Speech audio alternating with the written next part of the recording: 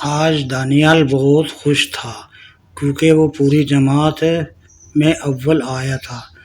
اگلے دن جب وہ اسکول گیا تو اس کے ہم جماعت نوید نے تعریفی لہجے میں کہا، واہ بھائی، دانی نے تو میدان ہی مار لیا۔ یہ سن کر دانیال نے غرور بھرے لہجے میں کہا، ہاں، اور کوئی میری برابری نہیں کر سکتا۔ وہاں موجود اس کے ساتھیوں کو یہ بات بری لگی۔ رفتہ رفتہ وہ تکبر میں مبتلا ہو گیا۔ غرور کی وجہ سے دوستوں کو خاطر میں نہ لاتا، آہستہ آہستہ وہ اپنے دوست کھوتا جا رہا تھا۔ وقت گزرتا رہا اور سالانہ امتحانات قریب آ گئے۔ ایک دن وقفے کے دوران دانیال کلاس روم میں داخل ہوا تو ٹھٹک کر رک گیا۔ نوید اور احمد پڑھائی میں مشغول تھے۔ وہ تیزی سے آگے بڑھا، ایک جھٹکے سے نوید کی کتاب بند کر دی اور بولا، اتنی محنت مت کرو، اول تو میں ہی آؤں گا۔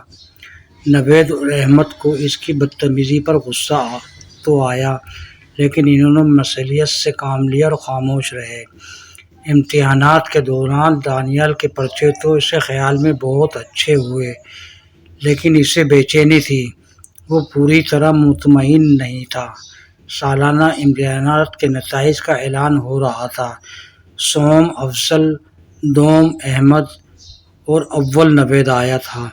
ان کے نمبر اتنے زیادہ تھے کہ ایک لمحے کے لیے دانیال چکرا ہی گیا۔ اول تو کیا، دوم سوم تک نہ آ سکا۔ غرور کا سر نیچا ہو چکا تھا۔